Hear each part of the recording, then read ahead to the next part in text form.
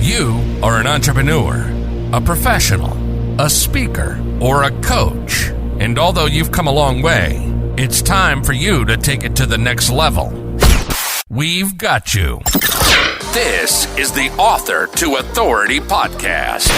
We'll help you use authority and influencer marketing to build your business stronger and faster by publishing a book. You'll hear from guests that are thought leaders in sales, marketing, networking, communication, social media, promotion, and business leadership. Let's do it. This is the Author to Authority podcast.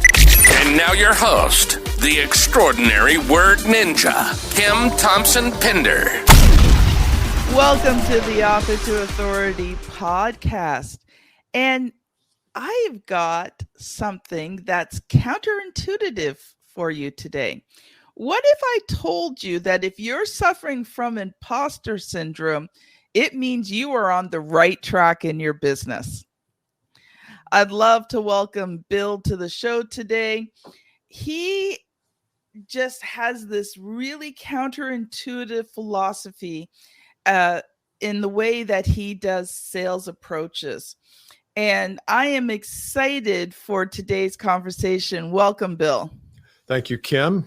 You do a great job on your podcast. I've watched a few, and I want to compliment you on the work you do. You're really good at this. Oh, thank you. I appreciate that. Hopefully, I won't bring you down today. I don't think that will happen, Bill. Bill, I always love to start with one of the big questions first. So, let's just, give a really brief answer and then we'll explore this. But, we know that entrepreneurs suffer from imposter syndrome. To you, what is it and what does it mean as an entrepreneur?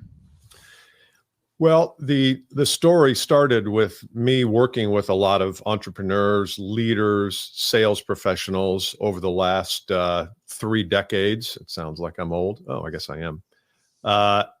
And I've always been interested in how I can go into an organization and I can give advice and counsel and training or coaching, whatever you want to call it. And certain people take it and run with it. And 80% of the people don't. And the people that run with it start to have success and they start to build their business and their incomes go up, maybe gradually, maybe exponentially. And yet people around them still say, oh yeah, that doesn't work. That's not for me. Yeah, that might be for you, but that's not the way I do it. And I'm always baffled by how that can happen, especially when one person looks at somebody else who's sitting across the room from them who is excelling because of this content that I teach, and they still resist. And I've come to the conclusion that it's something internal.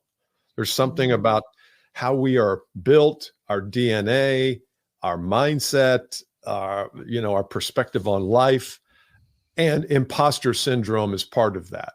And imposter syndrome, you asked for the definition. To me, it's just the notion that we're not capable of succeeding, and we're so not capable of succeeding beyond a certain level that we will sabotage ourselves, and we will blame somebody else for our woes, or we'll have great information, and we all have a streak of it. I mean, we all have it. It's not like you either have it or you don't.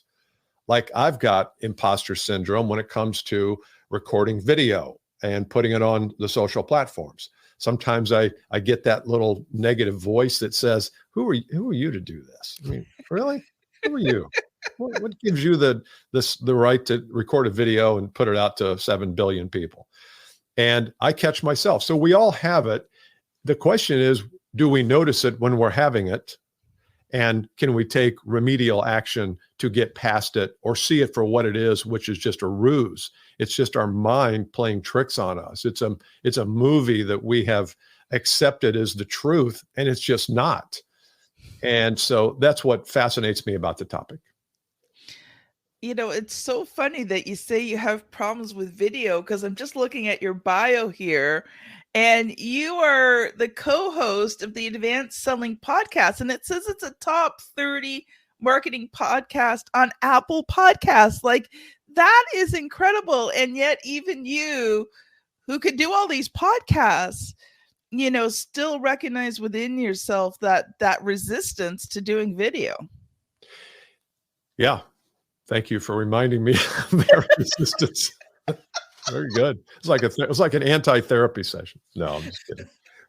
You have to understand. I'm amused with myself sometimes. Well, I don't, I think this is a confusing part about imposter syndrome. Imposter syndrome has nothing to do with ability or capability or skill. It has nothing to do with that. I think I'm decent at podcasting. That's why I have two, and we've been doing it for 17 years. And I don't know if we're still top 30. We're definitely top 50 on iTunes. So I know I've got the chops to do it. It's got nothing to do with skill. It has more to do with, do you believe you deserve the success that would come from doing this on a regular basis? And that's a whole different level of psychotherapy and of really reflection. And so here's an example. We've been doing the Advanced Selling podcast, Brian Neal and I. Brian, we co-hosted for 17 years. We were one of the original podcasters. Before people knew how to download podcasts, we were doing it. And we're doing it weekly. Well, at some point, we said, well, we should do this daily. Why are we doing it weekly? If it's good weekly, could it be even better daily? And we tried it for a couple of weeks daily, and we started to see some numbers, grow, but we didn't give it enough time. And we said, you know what, we're just going to relax back to weekly. So that's an example of something that I believe, had we given it 6 months of daily, we could have been in the top 10 of iTunes. But we were satisfied, and we were, and that's not a judgment. It's just a fact. Yeah. And so that's an example of, I think I have the chops, but sometimes I get in my own way. And I think for authors, I know you speak pretty heavily to people who have written books or thinking about writing books. And that is one thing that gets in the way of an author is, am I really up to getting my thoughts out of the brain onto a piece of paper? And am I willing to distribute that? Because haters will come. People will say, they'll review you on Amazon and they'll say, what was this pile of garbage? I didn't like it. And we'll look at we won't look at the 9 who loved it. We'll look at the 1 who didn't, and we'll take that personally. That's imposter syndrome. I love that. And it is so true. One of the things that I talk to my clients about early on in the process is the fact that, when you're writing your book, if you looked at, it's not really 100 people, but if you look at the top of the 100, the 85 to 100, those are the people that, love you, love your book. They're your brand ambassadors. They're the ones that, are going to tell everybody about your book. They're going to share it out, and you don't even have to do anything. They just love you. Mm-hmm. But then at the other end, there's that 10 to 15 at the other end %.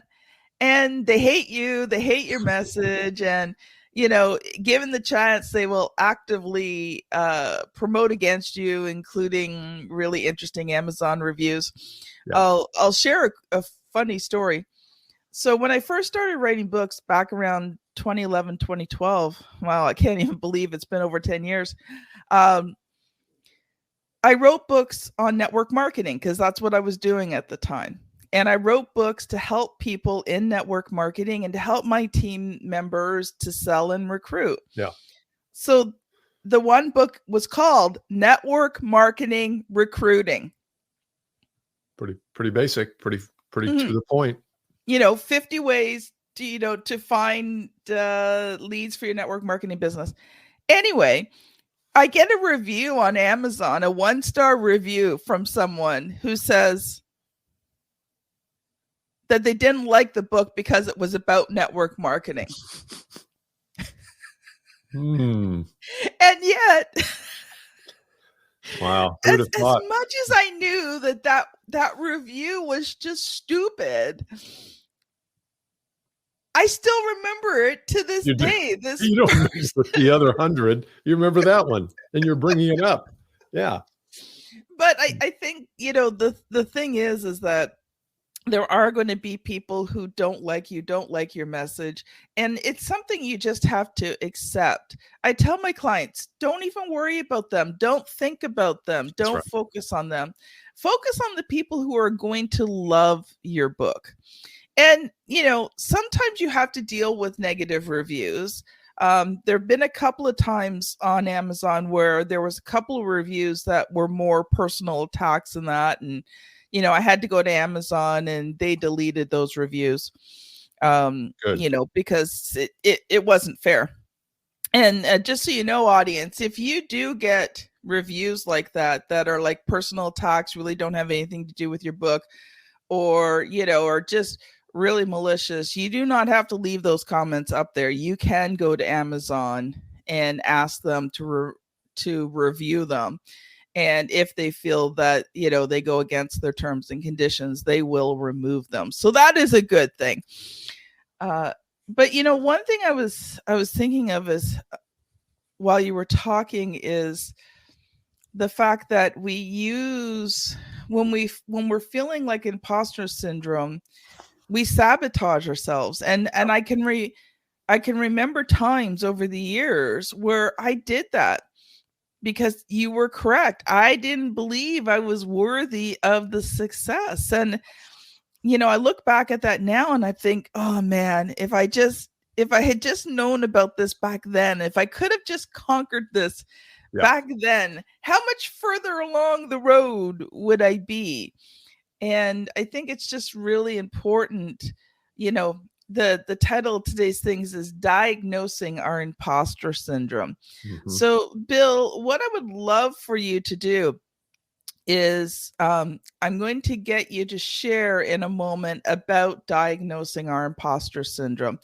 But we are going to stop right now for just a really quick ad break. I promise you 17 seconds or less. But I have resources, free resources that you are welcome to take advantage of. And so listen to this quick ad and we will be right back. One of the keys to becoming an author is hiring the right publisher. It's the difference between having a book that converts readers into clients and one that sits unused on a shelf. Check out 7 questions to ask before hiring a publisher. Get it free at authortoauthority.com/publisher. Welcome back. Bill, I would love for you to share, how do people diagnose if they're suffering from imposter syndrome? Great question. So here's how I recommend, and again, my business is not just an imposter syndrome. That's not what I coach on solely. It's just that that's a thing that gets in the way from my other work, which is where I'm coaching and training people in the art of achievement and sales achievement and high income for high income earners. So the first thing I always say is list out or think about the things that you should do that you don't do in business, the things you should do, but you don't do. Let's say in my business, I know I should create, well, this is actually something that we're finally doing, but I've been putting it off for years. We're creating a program next year called the $1 Million Seller. And the $1 Million Seller is a combination digital and coaching experience. It's a 12-week course, and we're launching in the middle of January. And the idea of it is I've got 12 lessons that I have scaled all my material back to 12 of the key lessons that if you will do these things and do them consistently over time, you will generate exponentially more business and more income. Will you get to the $1 million? I don't know. Maybe, maybe not. But if you can go from 100 grand to 300 grand, that's an exponential improvement in results. And I have had this program in my Google Drive for 2 years without letting it go. Well, that's an example of I knew I should do it. Back to my definition of how you diagnose is what's something that you should do, but you don't do. And then ask yourself the question, does it have anything to do with imposter syndrome? Like if I said, you know what, I want to be in the National Basketball Association. I played basketball all my life. I love it. I'm pretty good at it, but I'm 67 years old and a white dude who can't jump anymore. Probably not going to make it in the NBA. Now, should I go work out? Should I work on my jumping skills to get in the NBA? yeah, but come on.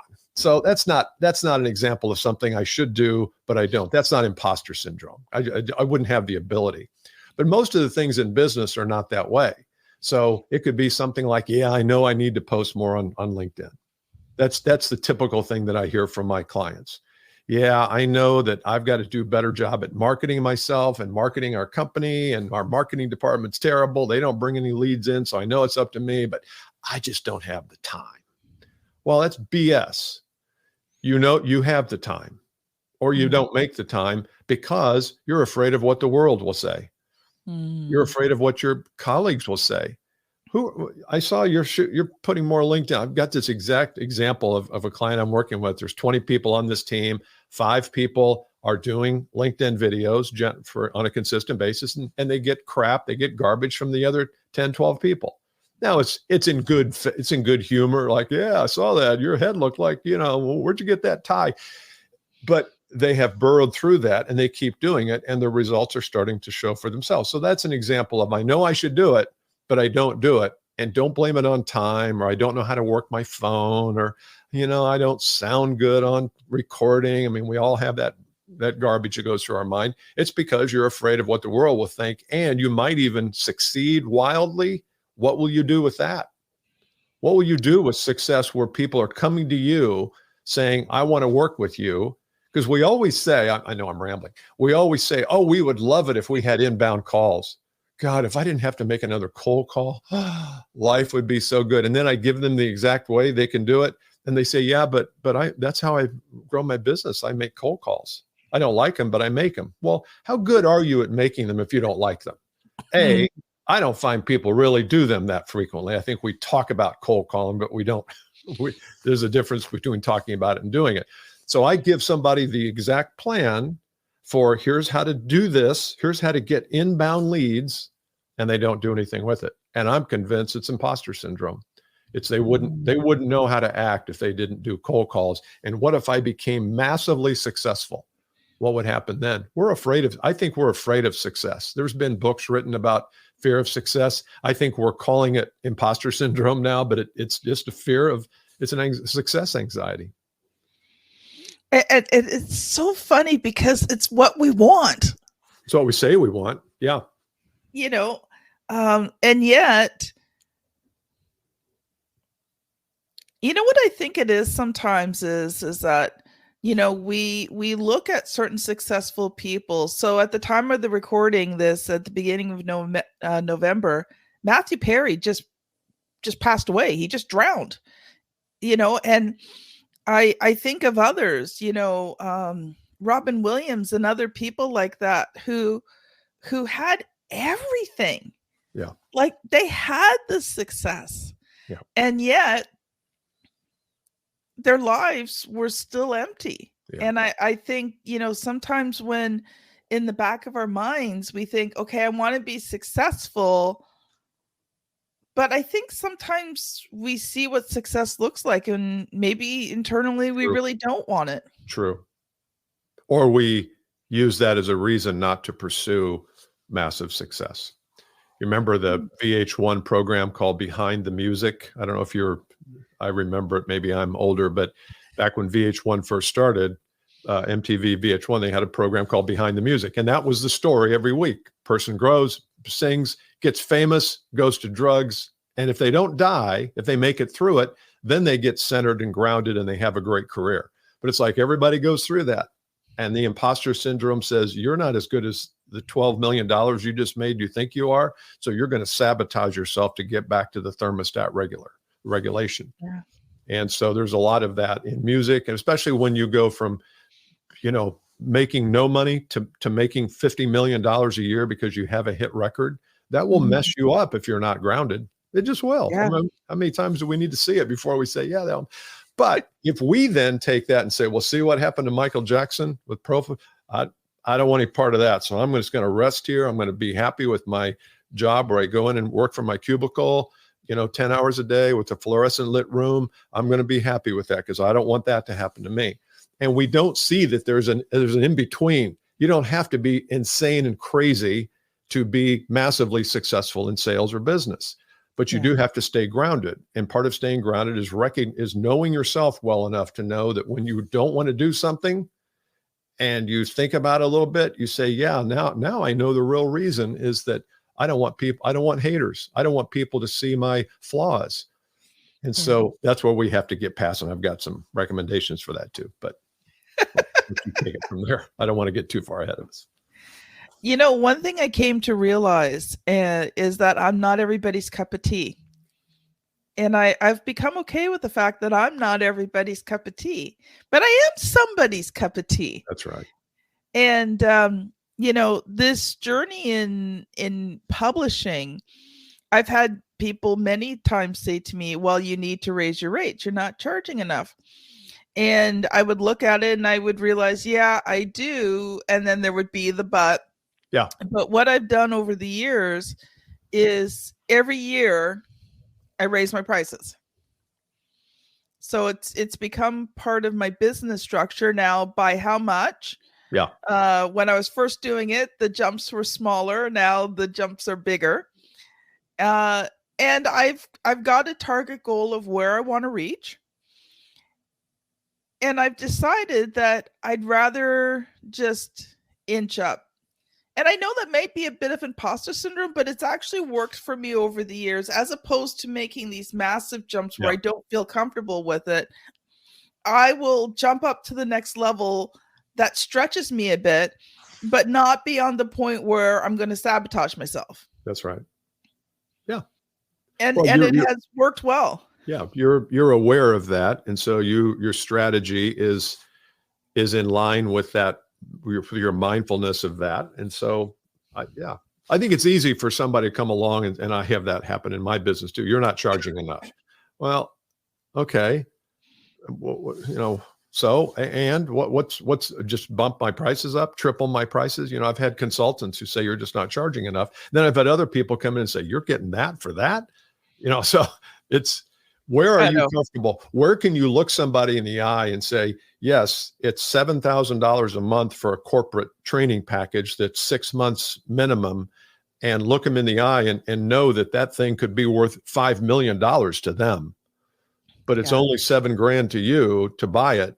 And we've got to look them in the eye and not sheepishly say it's $7,000 a month. We have to say it's $7,000 a month or whatever the number is. Yeah.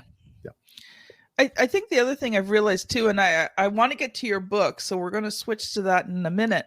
But the other thing that I realized too is that if I want to charge more, I also have to build the network of people who will pay for that. That's right. Because the current network I have will pay what I want.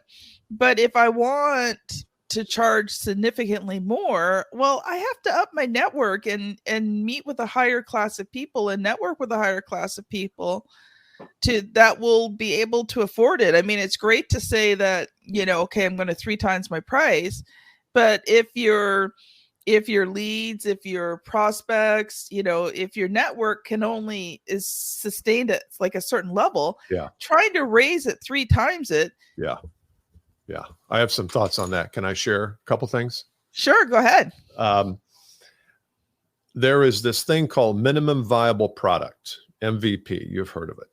And the idea with that is to get something out there, you know, really just get something out there to the market, whether it's a book or a freebie or a lead magnet or web page or whatever. Just do the minimum you can do and get it out. And I think that's a good strategy. The problem is, we usually go from nothing to minimum viable product, and then we stop there. So, for example, a freebie. You know, I have this discussion with Travis in my office. We're constantly saying, okay, we're going to generate a freebie. Like I've got a freebie right now. You can actually find it at billcaskey.com, not to be promotional, but it's called the $1 Million Seller Checklist. And it's a preamble to our course that we're running. $1 Million Seller Checklist. There's 15 things there. If you're going to be a $1 million seller, you should be mindful of and thinking of. So the question then becomes, okay, minimum viable product is I put it on a Google Doc. And when somebody wants it, they just get sent a Google Doc. Well, that's pretty minimal. I mean, is that what people really expect? And is that what I want my brand to look like, a Google Doc? Of course not. I want my brand to be beautiful and to be highly well designed. And I want there to be pictures and graphics. It can't just be a list of 15 things. And I think sometimes we rest our laurels on this minimum viable product thing. And then we never go back and say, let's bump this up. Let's enrich this. Let's make this really special, because that takes a lot of work. What picture are we going to use? What's the font? How long should it be? Are people really going to download 12 pages? You know what? They're not downloading. They're watching it on their screen. But if you can make it beautiful and make it really intriguing and compelling, that's going to attract a better, as you say, a better class of people, so that when you list your price, they're going to kind of realize that your brand is a premium brand. And I think a lot of times we go into the marketplace with a low price brand, and then we say, well, we can't raise our prices. Well, it's because your brand is not, it's not congruent with your pricing. So change your brand, and the people, I think, that will follow you will be a better class of person, higher ability to pay. I so agree. Bill, let's change course here, because you are an author. And so first of all, tell us the name of your book and where can people find it? Yeah, I got her. Just happen to have a copy right here. It's called Same Game, New Rules. Whoops, get the shine off that. Same Game, New Rules. I wrote it many years ago and have updated it many times since. You can find it on Amazon, obviously, or any of the booksellers. I wrote it because I needed to get this stuff out of my mind onto paper. And I would go out and I would train people, and they would give me their problems, and we would hatch workarounds and solutions. And for 6 months, every day I would come back and I would deal with a problem. Like, I'm not getting enough leads. I don't feel confident enough in sales. I'm not talking to the right person. I get pushed down into the organization. And so every day or every week I would write some of these. And so there's 23 chapters in here. They're all 3 to 4 pages. And it's an evergreen kind of book. It was written 20 years ago, but I've taken some things out over the years, but it's generally the same thing that, everybody faced 20 years ago, we're facing today. So that's and I've sold, I don't know, 30,000 copies of these. So it's over 20 years. That's not a lot, but I've generated a lot of business from it, a lot of consulting and training business. And that's why I wrote it. It wasn't to get rich on a book. It was to have people go to the website, connect with me, get on the email list. And that's the future of publishing, obviously, or has been. I love it. So, Bill, I'm going to ask you the question that I ask every single author that comes on the show. And audience, you know what it is. What was the good, the bad, and the ugly of writing and publishing that book? The good, the bad, and the ugly. Well, the good was I got some advice early that said, go out and spend $1,000 and have the cover designed, and print the cover out and put it in a binder. And then the rest is just filling in the blanks. So the good was I got some good advice, because as I kept looking at the binder with this, I think I love this cover, still do it. Like, well, that's the book. It needs to be written. It's not like I'm just doing it in a Google Doc. I keep mentioning Google Docs, but the point is that I had that design. So that was a good thing. I got some good advice. The bad thing is, you can proof and edit. And the first time I got the book, I'm like, wow. And I literally opened the page and I saw a mistake. Literally, I had my wife proof, everybody proofed it. And I just read a paragraph and I thought, my God, if I just opened it and is the whole thing like that? And of course it wasn't. It was just one of those things that slipped through everybody's mind. So and I think that's the downside of, or that's why we hesitate hitting publish, because we're afraid that it's just not going to be right. The ugly is doing the next one. Because I feel like this should be an annual book. Things change so much in the world of sales and sales achievement, as I call it. I could do a 2024 version, update it, and then it would have modern things to it.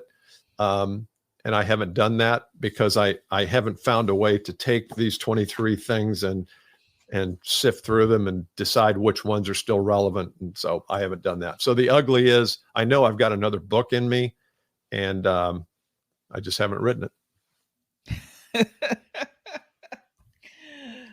I'm laughing because I've got quite a few of my clients who we've done more than one book with, and they knew they needed to do the second book. And in some ways, the second book was almost harder than the first book. Yeah. And it had to do a lot with imposter syndrome, because you think, okay, I did the first book. It was great. It's good. But am I good enough to do it again, or am I a one-hit wonder? Yeah. Yeah, I agree with that. I've written some other, we'll call monographs here. Like one of my favorite books is this thing that I wrote called Quotes That Inspire Me. And it's 25 quotes from famous people, Beethoven and, wild, crazy, Aristotle and people like that. And then I, at the bottom, comment on it and I talk about how it relates to today. And I send this out to all my clients. I don't sell it online. I just send it out to all my clients, and people love that because people like quotes, especially if they're, from 2,000 years ago. For some reason, those people have more compelling quotes than we do today. But that's an example of, I just needed to get this out. I needed to have something to send to clients. And so I think my next book will probably be more of a monograph. It'll be a 70 to 80 page book rather than a 300 page book. I think I think our attention span can handle that better. Bill, we are out of time, my friend. What I would love for you to do is share one final thought with us. And then if people have enjoyed today's episode, how can they connect with you? You can connect at Caskey, Caskey.com. All of our free stuff is there. And these little checklists that we have created are there too. We've got one for leaders and one for high income salespeople, and also one for brand new salespeople. I think the thing that I would leave people with is, again, that idea of imposter syndrome. We all have it in different areas. And the more clearly we can identify it and recognize it for what it is, the quicker we'll move past it. I have two things that I was going to talk about. We can do it again sometime. But the idea that do you have an obligation to your audience? If you don't feel like you're obligated to your audience, you're not going to burst through that thing.